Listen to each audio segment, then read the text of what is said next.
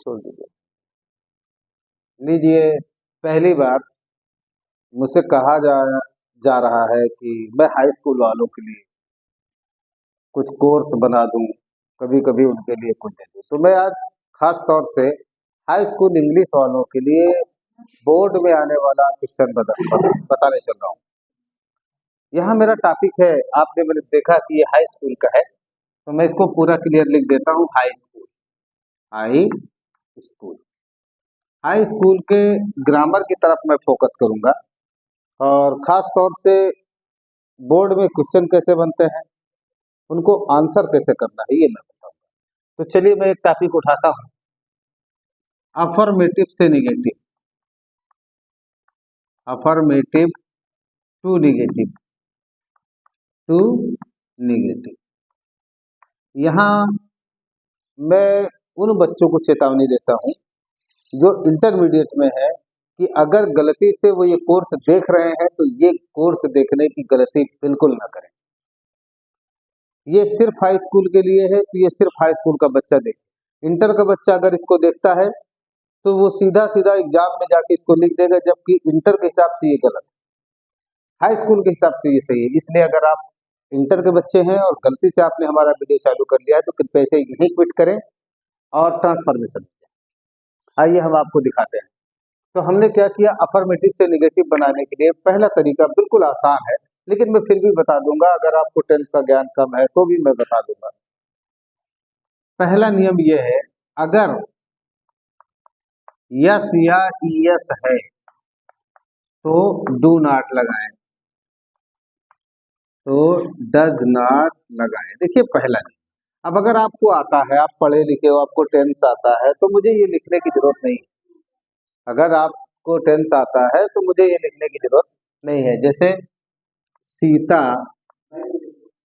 sang a sweet song, a sweet song। अब हमने लिखा, अब यहाँ देखिए sang को हमने चेंज किया, जानबूझ के आई लगाया, यहाँ यन बना, यहाँ यस लगाया। अब आपको ये ध्यान देना है कि Sita sings a sweet song, इसका मतलब क्या है कि यहाँ यस लगा है, आप देख रहे हैं। और यस इस चीज का प्रतीक है कि वाक्य प्रेजेंट इंडेफिनिट है, और आप जानते हो कि प्रेजेंट इंडेफिनिट में अगर यस या यस लगा है तो डज का प्रयोग करेंगे। तो हम लिख सकते हैं सीता डज नॉट। अब यहाँ ध्यान देना है कि जब आपने डज लगा दिया तो यस हटेगा, डज लगा दिया तो यस हटेगा। Does not sing a sweet song. फिर से देखें, Ramesh helps all and sundry, all and sundry. हमने एक वाक्य लिया, Ramesh helps all and sundry, Ramesh सबकी बिना भेदभाव के मदद करता है। यह देखिए क्रिया में यस लगा है, क्रिया में यस लगा है तो पक्का ये इंडेफिनिट टेंस होगा, और जब इंडेफिनिट टेंस है तो नेगेटिव बनाने के लिए डज नॉट लगाएंगे। तो हम लिख सकते हैं रमेश, तुरंत हम क्रिया लेंगे डज नॉट। ठीक, अब यहाँ से यस हटेगा, ध्यान रखें, help all and sundry, all and sundry. देखिए एक नियम मैंने आपको बताया। दूसरा तरीका मैं बता दूं ताकि आपको आसान पड़े, आप हाई स्कूल के बच्चे हो। हम ये लिखते हैं, इसको मिटा रहे हैं, आप नोट कर लीजिएगा। हम दूसरा लगाते हैं,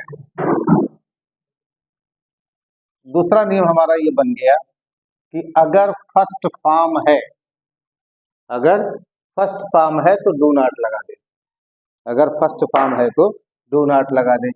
जैसे आई प्ले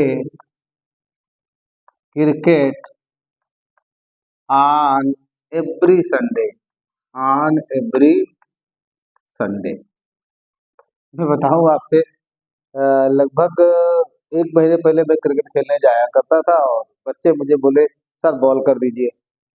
अब मैंने 4 6 10 ओवर बॉल फेंक दिया। अब तकलीफ ये है कि मेरा ये हाथ ही नहीं उठ रहा है। डॉक्टर के पास गया, और वो कौन सा डॉक्टर होते हैं जो एक्सरसाइज वगैरह कराता है, तो उसने उसने बस अपने टॉपिक पे आते हैं, मेरी आदत है घर की कहानी बताना। तो I play cricket on every Sunday, तो इसको जब हम फर्स्ट फॉर्म है हमारा तो डू नॉट लगाना है, तो हम लिख सकते हैं I do not, I do not. उसके बाद प्ले को रखेंगे प्ले, क्रिकेट को रखेंगे क्रिकेट। अब क्या बचा, ऑन, एवरी को रखा एवरी संडे। और देख लें आप थोड़ा सा एक बार, ताकि आपको कंफ्यूजन ना हो।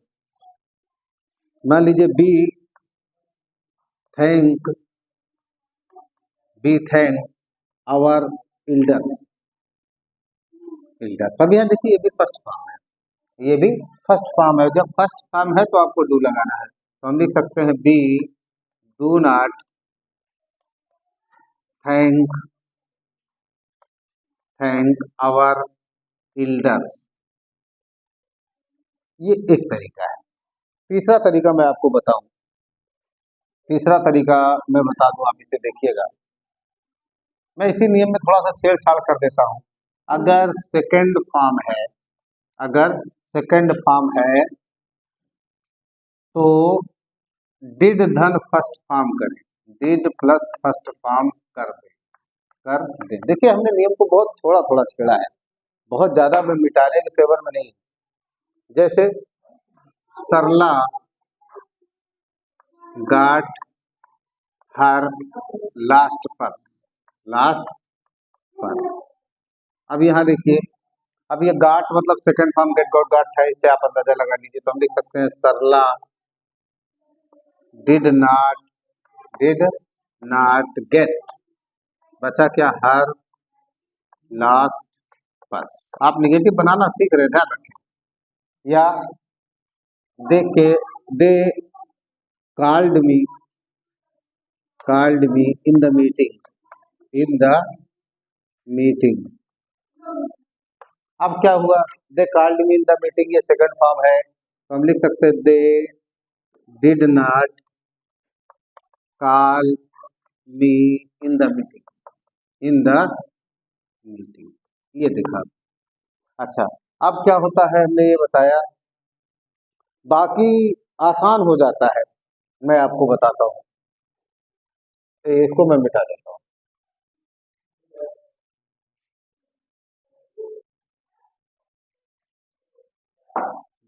बाकी वाक्य में, बाकी वाक्यों में सहायक क्रिया के बाद नॉट लगा दे, नॉट लगा दे। बाकी वाक्यों में सहायक क्रिया के बाद नॉट लगा दे। जैसे चंचल इज प्लेइंग चेस। यहाँ देखिए सहायक क्रिया आपको इस दिख रही है, इसी के बाद नॉट लगा दे, तो हम लिख सकते हैं चंचल इज नॉट, उसके बाद प्लेइंग चेस। देखा आपने, केवल नॉट लगाना। या आई शैल हैव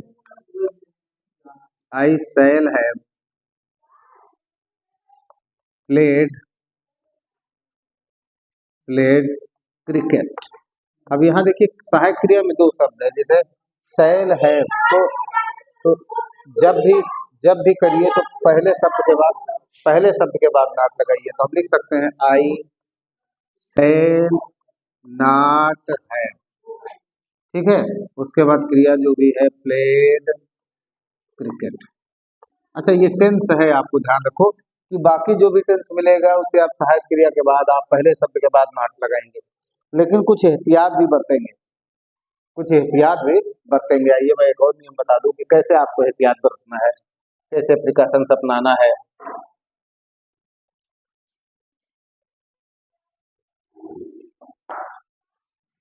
अगर वाक्य में ऑलवेज आता है, क्या आता है, ऑलवेज या ईवर आता है, तो किसी और तरह का बदलाव न करें, किसी और तरह का बदलाव न करें। ना उसमें टेंस से मतलब रखें, ना फर्स्ट फॉर्म से मतलब रखें, सेकंड फॉर्म से मतलब रखें। सीधा सीधा उसको नेवर कर दें, सीधा सीधा उसको क्या करें, नेवर कर दें।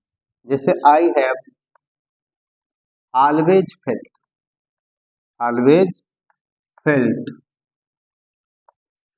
Your need. मैंने हमेशा आपकी जरूरत महसूस की है, मैंने हमेशा आपकी जरूरत महसूस किए। तो यहाँ आपको ये देखना है कि ऑलवेज है तो फिर किसी भी तरह का टेंशन नौटंकी मत करिए। तो हम लिख सकते हैं आई हैव नेवर, तुरंत इसको क्या कर देंगे, never felt your need, your need, ये ध्यान देने की बात है। अच्छा एक चीज और बताना चाहूंगा, एक चीज और बता दूं आपको कि जब आपको निगेटिव करना है, देख लीजिए कि वाक्य कहीं इंपरेटिव में तो नहीं है। अगर वाक्य इंपरेटिव में है, इंपरेटिव का मतलब फर्स्ट फॉर्म से शुरू, फर्स्ट फॉर्म से शुरू, इंपरेटिव की पहचान है कि अगर वाक्य फर्स्ट फॉर्म से शुरू है तो ऐसे वाक्यों में नेगेटिव बनाना है तो डू नॉट लगाना है, डू नॉट लगाए।